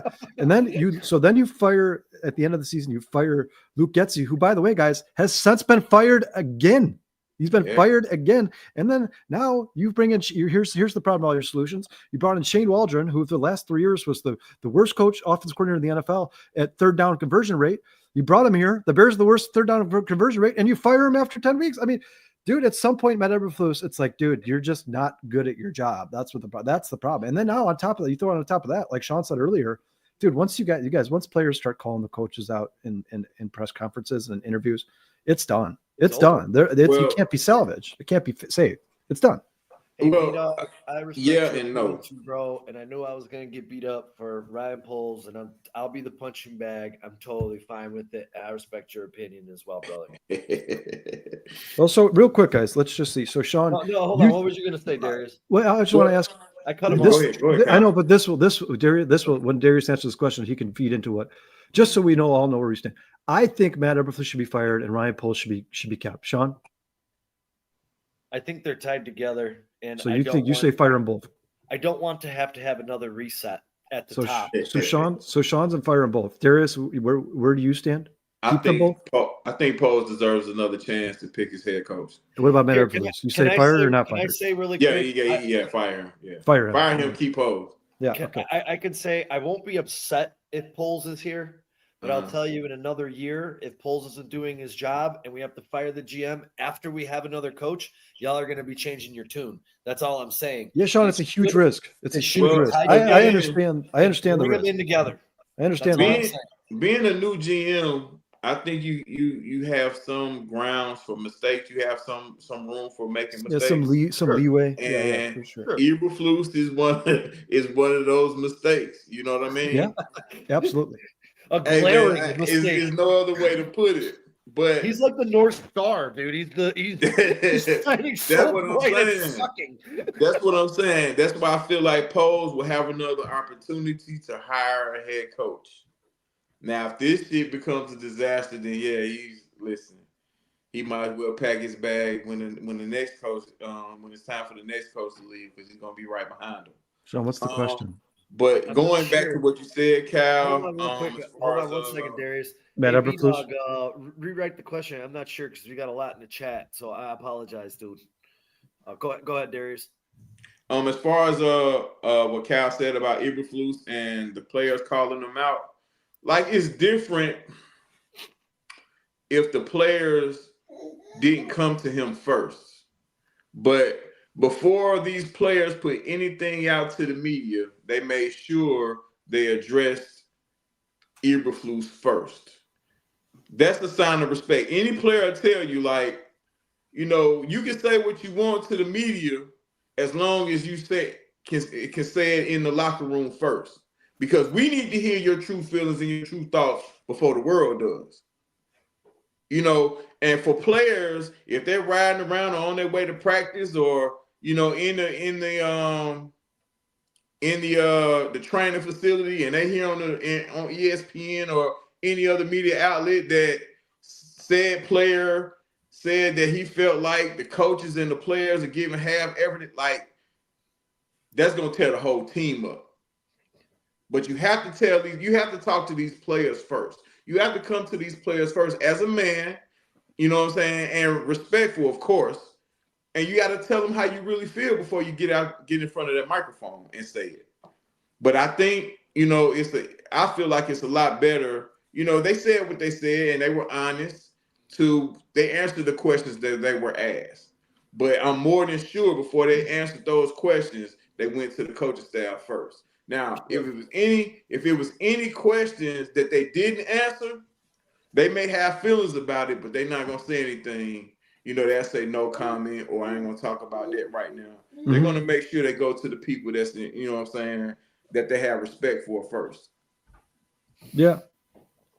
So I mean, losing the team, I don't think it's quite gone, but it's on life support. And listen, there's still things that I respect Matt Eberflus for. I mean, Matt Eberflus would be a great defensive coordinator in the NFL. It would be awesome if the Bears could hire a new coach and be like, "Hey, Matt, do you want to?" I mean, that's not going to happen. But if they were like, "Hey, Matt, do you want to stay as defensive coordinator?" And he was like, "Yeah, sure." I think Matt Eberflus. I would love Matt Eberflus. I'd be like, "Man, we have one of the best defense coordinators in football." But man, as a head coach, the guy's just a boob. I mean, there's no way around it, man. It's not. I also respect the fact that I think the players generally respect Matt Eberflus. They just don't agree with everything he does. But I think they just think he's not a brilliant football coach. I think they think he's a nice guy. And I think Matt Eberflus is probably more of a hard ass than we lead him on to be. I don't think he's like the nicest guy. I don't think he's like, "Oh, you guys can do whatever you want. I don't care." I think he does actually hold people accountable at times, like even benching Stevenson for the first, but I just think that they think this team is capable of more and the coaching staff is holding them back. That's what I think. I think personally, the team is just giving up. That's what I think. To answer your question, I mean, it's a little bit of a kind of a strange situation because normally, yes, in the past, I don't think the Bears have held people accountable. But, you know, they say that Ted Phillips retired. No, he didn't. He was asked to leave the organization, and then they hired Kevin Warren and Ryan Poles and put them in place. And George McCaskey himself came out and said, "I am a football fan.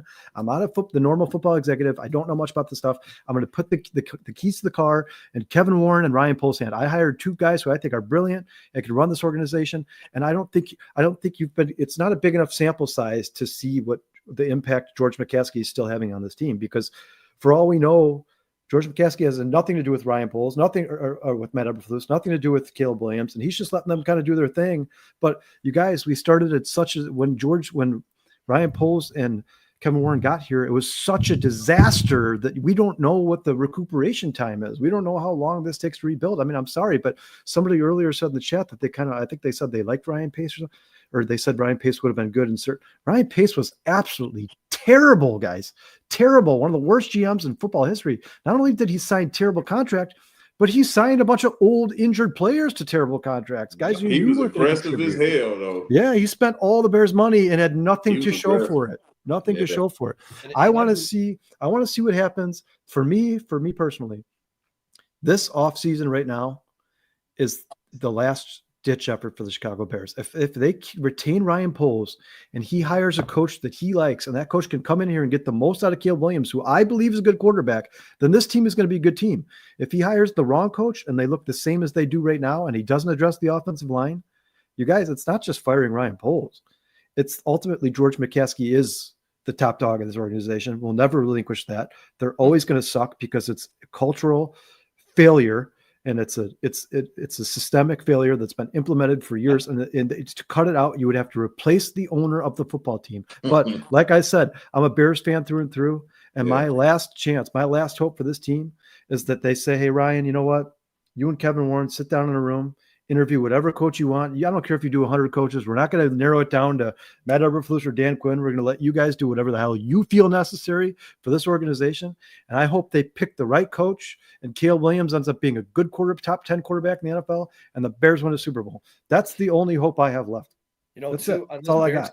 On this Bearski comment here too, in Eberflus's presser, I believe it was today that he said that every Monday he still meets with George McCaskey. So George saying that he trusts in these other guys was a bunch of words. Yeah, but Sean, wouldn't you want to know the context of those conversations? I mean, if he's just like, hey, man, obviously he's still meeting with them every Monday for a reason. It's not just, hey, you want to grab a cup of coffee? I mean, it could be. It could be.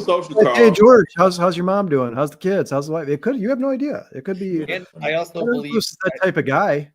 I also believe this. They'll take the cheaper coach. I don't understand this false narrative that the Bears don't pay coaches. I don't understand. I mean, because it doesn't count against. They paid John Fox more than every other team in the NFL said he was worth. I think the Bears gave him $6 million a year. The Bears are scared of personality. That's another bad decision by the organization.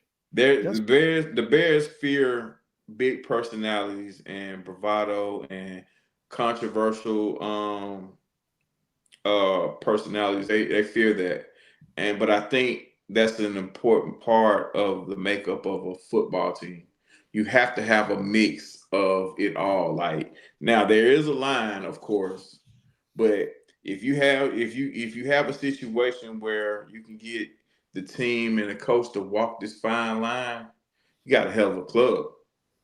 But the Bears are not, they're not one of these teams that want to go that route. But I mean, hiring nice guys. Darius, can I give you some information real quick that you will probably find very interesting? I read 4 different articles about Ryan Poles and it went back to as far as 5 years, 2017, to see what other people thought of Ryan Poles. Mm-hmm. And I did this 2 days ago. It wasn't fresh in my mind, so I'm like, I don't really remember much about Ryan Poles before the Bears hired him to be GM. Well, Ryan Poles was part of the Chiefs front office that tore down and rebuilt the offensive line in 2020. This is directly on an article, by the way. That tore down and rebuilt the offensive line in front of Patrick Mahomes in 2021. In Chiefs 2021 draft, they drafted center Creed Humphrey out of Oklahoma, Trey Smith out of Tennessee. They signed in free agency Joe Thuney and Kyle Long, both guards in free agency additions. And not one starting offensive lineman from 2020 came back to start in 2021. We've seen that Ryan Poles is capable of replacing an entire offensive line in 1 year. And I don't think he has to replace the entire offensive line. As a matter of fact, for sure, Darnell Wright needs to stay, right, guys? He was the number 10 pick in the NFL draft. He's got to stay. He just needs to get better. But even if you do decide that you have to sign a couple of defensive linemen and maybe it's safe to replace Jaquan Brisker, and then you even if you decide that and you're like, well, we don't have that much money left, we can't get that left tackle. There's not a good left tackle available in the draft. I think even if you keep Braxton Jones and Darnell Wright, the line can improve drastically just by replacing the 3 middle positions. I mean, 100% could improve drastically. But I think he has the tools. I mean, Darius, they're going to have now, since Nate Davis is cut, they're going to have $80 million in free agency once again in the top 10 in salary cap space. Mm-hmm. The Bears have the means to address this offensive line via the draft, and they're going to have 3 picks in the top 40, 45, maybe 45. They're going to have the means. They could completely rebuild this team. Here's the question. This is the question that Brandon, Sean, we've all been talking about at 4-Star Sports for last week. Mm. Do you hire a coach that is like Bill Belichick, where he comes in here and he's like, I'll make this ship right, and I'm going to take all control. Anybody who wants to chime in, you better shut your mouth. This is my team now. And they can't fail. It can't fail because it's Bill Belichick. Even the Bears can't screw it up, right? Or do you hire a young, innovative offensive mind like Ben Johnson, who's like, I want to be this to be a team like the Niners and the Chiefs and the Bengals, where wide receivers are constantly running open around across the field. So it's really, really, really easy to on Caleb Williams, and he can succeed no matter what. There's nobody like Brock Purdy could come in here to succeed, or Sam Darnold could come in and succeed. Caleb Williams for sure can succeed in this system. Which coach do you want? Let me ask you this though: what if we don't have the eventful off season that you think we're going to have, and we retain? Sean, I know. Sean, there's no way we can. There's no way we can. There's I You know no how many way we Bears can. fans? You know how many Bears fans said that going into this year with all the money that we had? I mean, That we but would not have this Sean, shit. Sean, he directed the money in a whole nother direction that wasn't ideal to the way you really build a team. Yeah. Plus, Like, guys, I'm not making this up. This was said by Brad Biggs. Brad Biggs was included in meetings in the Chicago Bear. Well, not meetings, but he was in the rooms when these things were happening. These conversations were happening. He came out and said it is his distinction that Ryan Poles said, "I plan to totally tear this offensive line down and rebuild it in the offseason." That is coming out of the Chicago Bears organization, out of their facilities. Brad Biggs is in Halas Hall. He's a Bears beat writer. He's in Halas Hall every day, every single day. Brad Biggs has his opinions sometimes where I'm like, that's dumb. But it's for the most part, when it comes down to the information that comes out about the Chicago Bears, the black and white facts, rarely is that guy ever wrong. Ever. No, I agree with you. Now, this is the thing that we haven't spoke on since we talking about firing people and firing Eberflus. Another guy has to go because the Bears made a huge mistake in marrying this guy with Shane Waldron, and clearly their concepts don't mix, right? Ooh. That's Chris Morgan. Oh, well, Chris Morgan, the guy shouldn't have been retained. Listen, he should have been going with Shane Waldron, to be honest with you. He's another one who shouldn't have been back Yeah, here. I mean, he shouldn't have been retained, but they chose to marry these two guys together and expected these two guys to make it work, but the concepts doesn't work. The concepts. Darius, what's the definition of insanity? Doing some shit over and over again when you know it don't make sense. Yeah. But let's keep Chris Morgan. But yeah, real smart Bears, real smart. You want to know what though? What I'm hearing is Chris Morgan, great friend of the ownership, Poles, and he is. Thomas he was Brown. He was here 20 years ago.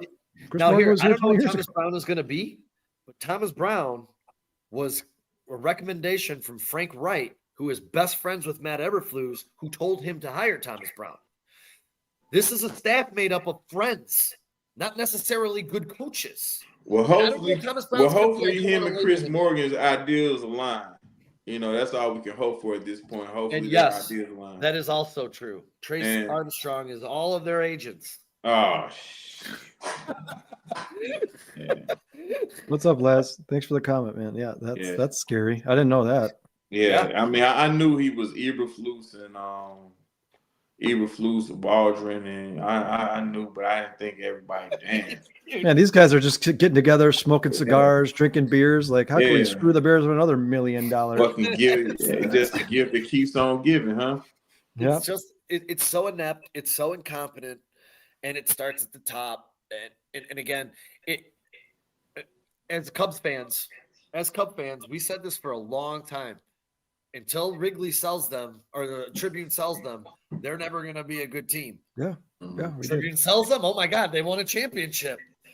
But the fact they won the championship because they brought in a guy, a huge superstar GM. They brought a guy that was quite controversial. And it had he had a huge reputation. Oh, yeah. They brought a guy in like that, and that's what's necessary for here in Chicago. Yeah, I think he's going to be the next commissioner of baseball, Theo Epstein. Yeah, I think so too. Listen, he's working his way towards it, but he he did a hell of a job with the Cubs. I don't care what nobody said. And then, he even resurrected the Red Sox. Let's be honest. Yep. And you're right. The Bears need someone like Theo Epstein as their GM. Where do they find that? Maybe you guys are going to be 100% right. I'm going to remain the pessimist. You guys can remain the optimist. That's fine. Sean, wrong. None of us are necessarily wrong. Sean, not necessarily at GM, Sean. Not necessarily at GM, but at head coach. We need a fucking rock star, bro. Sure. Now, he don't have to carry himself like, but he has to carry himself like a man that means business. Now, and I hear everybody talking about Ben Johnson. Look, I don't want nobody here that don't want to be here. I don't care how good they are. I don't want nobody here that don't want to be here. Yeah, I mean, we don't know if any of that stuff's true, though. That people, just going about word. Yeah, I don't want anybody here that don't want to be here. came I out mean, last I would week. I would find that surprising because he said at the end of last year the Bears job is the job he wants. I find it hard to believe that 8 weeks of the NFL season, when the Bears were 4-4, because this was before the Patriots game, that Ben Johnson was like, oh, you know what? At 4-4 after 8 weeks, that place is it's all disorganized. It's a terrible organization. They don't hold I find that very hard to believe. And I think Ben Johnson's the type of guy who's like, you want somebody to come to Chicago and fix that shit? I can do anything. I could fix that shit. And it's another thing to think about. How many of these offensive minds are really garnering results? Let's be honest. How many of them are there? Brian Daboll, McDaniel in Miami. It worked for. Well, I mean, Kyle Shanahan, Andy Reid, Sean McVay. I mean, there's the list goes on. I mean, there's a lot of Kevin O'Connell's a great coach. Matt LaFleur's a good coach. Kevin O'Connell. Sean McVay had his day in the sun, but the guys that's sustainable, the Harbaughs, the Tomlins, they're defensive guys. Hey, Darius, Sean McVay, for everything he's had to deal with this year as far as injuries, no receivers, that dude's doing a hell of a job. Oh, dude, if the Bears, if he came to the Bears, play calling and being a coach, I love McVay. I was hoping he left the Rams and he could match the land with us. That would be awesome if he quit the Rams and was like, I want to go to the Bears. If you hear him, the way he carries himself, he's no nonsense, bro. He's not. You see what he did, the way he did Jared Goff in the Super Bowl. It's like, man, look here, man. If you can't pull it together, we're gonna get you out of here. Yeah, V-Dog. I think the quote was that he was saying, Adam Schefter was saying he believes Ben Johnson wouldn't want the job, because I don't think he was quoting Ben Johnson when he said that. I don't think he was like, I talked to Ben Johnson and he said the Bears are dysfunctional and he doesn't want the job. I think he was saying, just through talking to him and what kind of person he is, he believes personally he would pass up the Bears job because they're dysfunctional. Adam Schefter can believe what he wants, but I mean, this guy just said, what, 10 months ago, I really want it was like, wasn't it like week 4 of the NFL season? He came out and said, I really wanted the Bears job. Last year I wanted the Bears job. Once they announced they were retaining Matt Eberflus, that's when he announced he was going back to Detroit. Yes, correct. Yeah, man. I mean, I want a guy that wants to be here, man.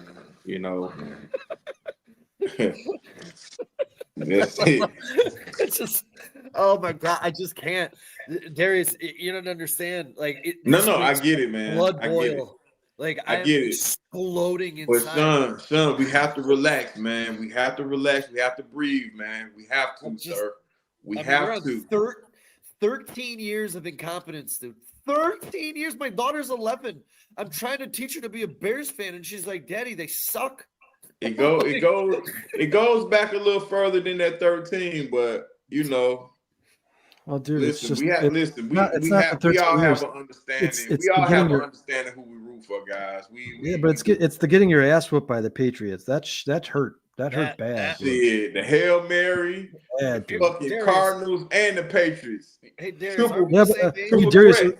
Darius, at least you could be like, well, the Commanders are a good team. They're a winning team. We just got our ass by the Patriots. That was our game, man. And I said, I said that in before we started playing. That was our game to win, man. That was our game to win. I knew they weren't going to score 20 points on us, man. Just another stain on Matt Eberflus's resume. That's what, 4 games now where he had a 98% chance of winning at the start of the fourth quarter and lost. That's unbelievable. Some guys don't do that in their entire careers, guys. Matt Eberflus has done it in 2 years. I'll tell you, man. I don't know if there's any recovering, and I hate to say it, for this team, because they looked like the bubble blew up on that Hail Mary for the year. That's just me. Listen, I feel you, man. I feel you 100%. You guys, it's been a different team since. I don't care what people can say whatever they want. There's different reasons for that, but since that Hail Mary, this is not the same Chicago Bears I watched against even against Indy. I mean, they lost the Indy game, but they threw like 400 yards of offense, and they looked like a football team. They didn't look like a football team on Sunday. They didn't look like a football team. Let me ask you guys this. How would you feel, because I think Cleveland's coach is going to get fired too. How would you feel like him coming to the Bears? I'd be fine with Stefanski. Sean and I actually talked about Stefanski on the 4 Stars podcast. I'd be fine with Stefanski. I like Stefanski a lot. I just think that the Browns never even gave him a chance. But I think we're gonna miss out. We may miss out on Vrabel, because I think that's gonna be his next head coaching destination. Nobody's gonna take Nobody's going to take that job until they get rid of Deshaun Watson, man. You got to get rid of Deshaun Watson, man. Yeah, that guy is a cancer. That's a cancer. I will tell you guys. Now you sit him on the bench to just tell him to stay home, man. Listen, you got to do something. You know, do something. You got to get that guy as far away from the team as possible. I'll make you guys a deal. I'll be all aboard the Stefanski train. I'm starting Winston, Tillman, and Njoku because of buys this week. He gets that offense humming and gets me a win. I'm gonna love him. Hey, that 353 against Baltimore was kind of impressive, man. Yeah, first of all, let me congratulate you, Sean, because you're probably the sole human being in the world that's starting 3 Cleveland Browns in fantasy. You ain't lying. Here, I'm going to tell you this right now. Cedric Tillman has been the diamond in the rough that my team needed. Listen, I told you guys at the beginning of the year, everything about that. I drafted Amari Cooper, and I didn't feel good about it. And he was like the sure thing on that team. At the beginning of the year, I said it. That Browns offense is going to be dysfunctional. It's going to be awful. It's going to be bad. You know, they should have made the switch to Jameis Winston a long time ago, man. People could say whatever they want about Deshaun Watson's legal trouble. Forget the legal trouble. He sucks. He's not good. He's not a good quarterback. He's not a good football player. He was something. Whatever happened in his life, I don't know if it's legal shit. I don't know if there's something else going on, but he's not the same guy, man. That guy's gone. That Deshaun Watson that we saw on the Texans, he's gone. That's over with. That's gone. The Browns should have made that change a long time ago.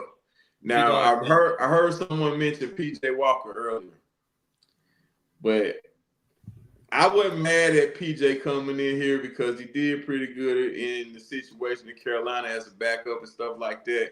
But he got released from us and went to Cleveland, and I think he was the quarterback that beat the Colts in that shootout they had. Y'all remember that last year, the Colts and Browns? Yeah. You know, I had nothing against PJ Walker personally. I had a fact that the Bears you're right. The Bears gave him $4 million. The Bears gave him $4 million to cut him before the season started. Like if they would have kept him on the roster, I'd have been like, okay, terrible whatever. In our preseason games, man. He was bad. But Sean, like Sean said, sometimes you have a bad day at the office, man. You can't judge somebody for 2 weeks. Man. They should have been evaluating. They should have been evaluating him in the offseason and not just worried about 2 preseason games. Yeah. But the Bears don't do that. They don't evaluate their talent. Personally, on Mike McDaniel, I don't like how he's regressed as a coach. I don't like much about Mike McDaniel. Yeah. Well, missing Tua is a big deal. Yeah, I mean, dude, you're missing your quarterback. How've they looked since Tua's been back? Not great. I mean, they won a game. Great. They won a game. They didn't do that without Tua Tagovailoa. I don't like Mike McDaniel. I think I kind of like him, man. Here's what I think about Mike McDaniel. I think Mike McDaniel's a good coach, and I think he's a smart guy. I think the Mike McDaniel thing is going to get old. And he's a football guy. I think he's one of those coaches like Joe Madden. We're like, yeah, he's a good coach, but you got to get rid of him after a while. It just gets old. It gets old. I think the all about his swag and all that. I think if he starts losing games, people are going to be like, yeah, dude, your swag sucks. Hey, Laz, I would love him as an OC. Think of what Laz just put out there as the staff next year. I don't think. Vrabel would not take it deep. Stefanski would not take an offensive coordinating job. He's bringing Saleh in. You got to change things up. Saleh runs a 3-4. Man. Oh, Darius, can I give you the list of names that I like Saleh though. These are the guys. I like them. There you go. These are the list of names they're almost guaranteeing are getting head coaching interviews in the offseason. Ben Johnson, Detroit offensive coordinator. Aaron Glenn, Detroit defensive coordinator. Cliff Kingsbury, Washington offensive coordinator. Jesse Minter, Chargers defensive coordinator. Todd Monken, Ravens offensive coordinator. Belichick and Vrabel are free agents. Vance Joseph, defensive coordinator for Denver. Joe Brady, the offensive coordinator for Buffalo. Liam Cohen, offensive coordinator for Tampa Bay. Jeff Haley, defensive coordinator for Green Bay. And last, Brian Flores, defensive coordinator for Minnesota. They're saying all those guys are probably going to get head coaching interviews. I love Brian Flores, man. I've never seen you struggle with a name like you have Todd Monken. Like,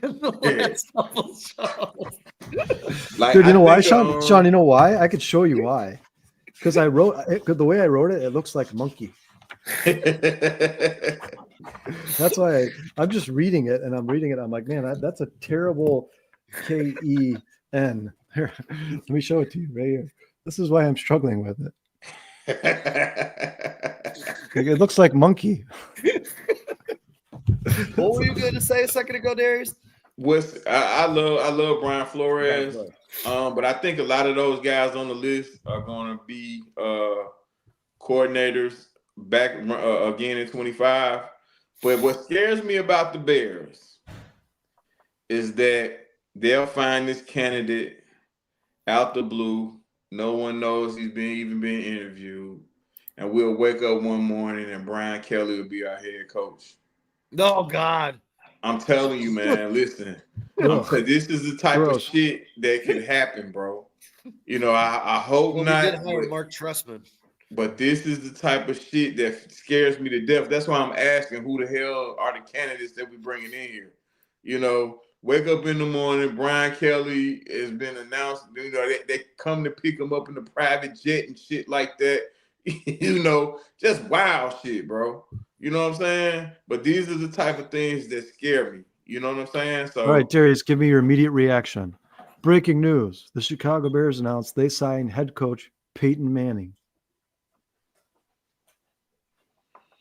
I like it. Yeah, look at him. I like it.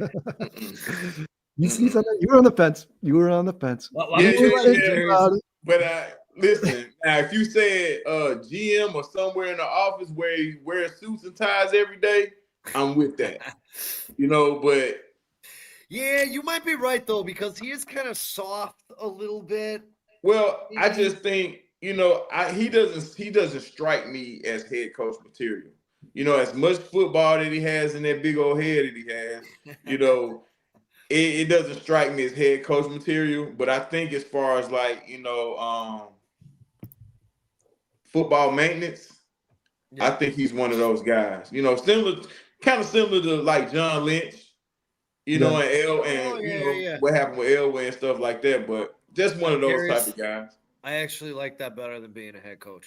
I do. That's a good point. Well said. It's a football guy, a Hall of Fame football guy in the building. Yeah. We're coming up to it here, so I want to hear everybody who you want the next Bears coach to be. You got to pick somebody. And I'm not saying you can't change it till next year when they pay. I'm just saying right now on this show.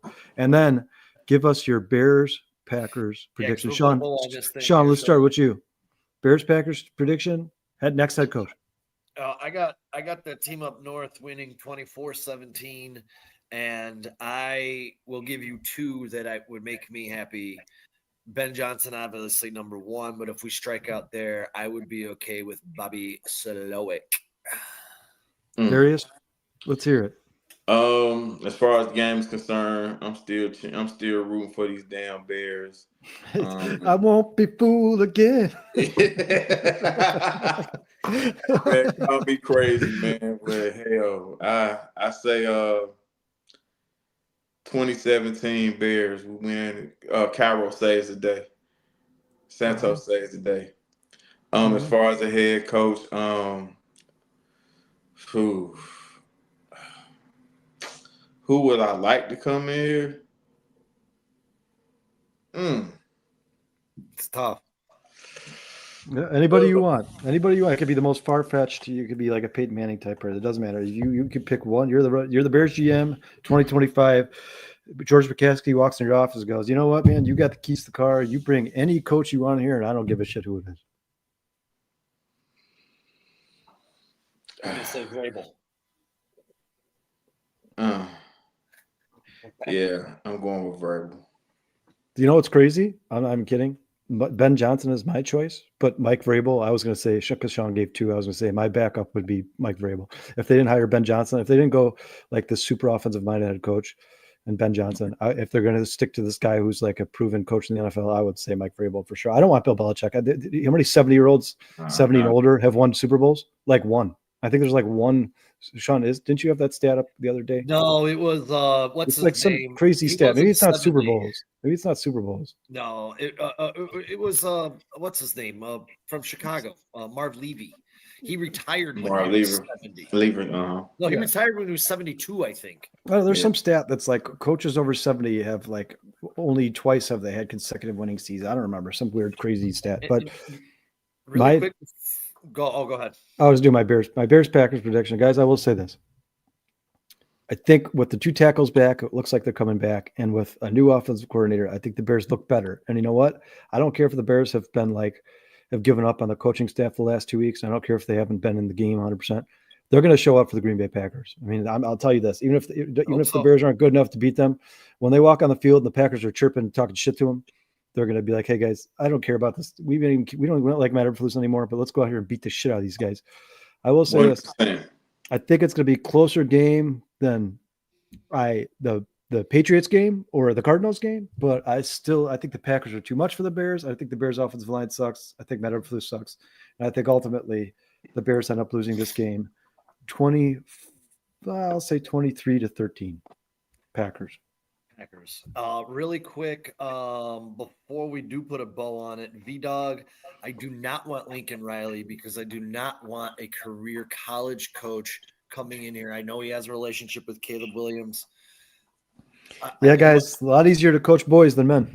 I want to know the relationships. I want to know the relationships he has with NFL guys. That's what I would like to hear. Yeah. You know, like you said, it's all good when you're coaching kids, and not many can translate to the pro game. Hey, Laz, really quick on Bobby Slowick. That offense was humming. They lost Nico Collins.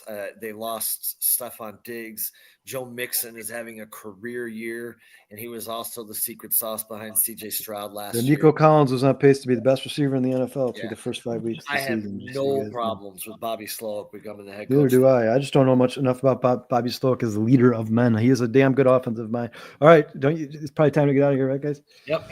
Atmas has 24-13 Bears. Let's fucking shout out go. to Atmas. Shout out to Atmas. Any given Sunday. Hey, Atmas, I love all the faith. I'm love never being the the optimism. Love the optimism. Good for you, Atmas. Hang in there, man. Ant-Man, but I won't be fooled again. Hey, Ant-Man, I'm going to tell you this right now. If the Bears win 24-13, you can send me a message. I'm going to send you a gift certificate. If they win this game 24-13, send you a gift certificate wherever you want. Hey, man. All right. Thanks, Bridges Scoreboard. Thanks, you got Serendipity Ice Cream, River Street Tavern, Underdog Fantasy, Elite Icon. Sean, who am I missing? I'm missing people here. El Bandito Tequila, which we'll all be drinking Sunday. With guys, drink some. Hey, Sean, either way, drink some El Bandito, whether they win or lose. Hey, you either you drink to remember, or you drink to forget. That's right? true. TC's World of Wonders. Who else we forget on here? Thank you to all of our wonderful sponsors, Elite Icons and Framing. Thanks to everybody who made this show so easy for us. V-Dog, Ant-Mass, Breaking Bruce, Laz, Bearski, 4-Star Chicago Sports, all you guys that hopped in here. I'm trying to run through the chat. Cheryl for checking in. We really appreciate you. AC, who else we got in here? I'm just trying to go through it, man. We really appreciate y'all coming out. Thanks to Trax, man. We appreciate the opportunity to fill in here at Chicago Sports Podcast. Glad to be a part of Chicago Sports Podcast. Trax is the man. He's not feeling well today, so feel better, Trax. Get well soon, emoji on Facebook. Yeah. Get well, Trax. We miss everybody. Go Bears. Bear down. I hope they beat the Pats next week, boys. Bear down. Darius, always a pleasure. Indeed. Before we get out of here, Sean, you suck. Have a good one. Bear down, everybody. We'll see you guys.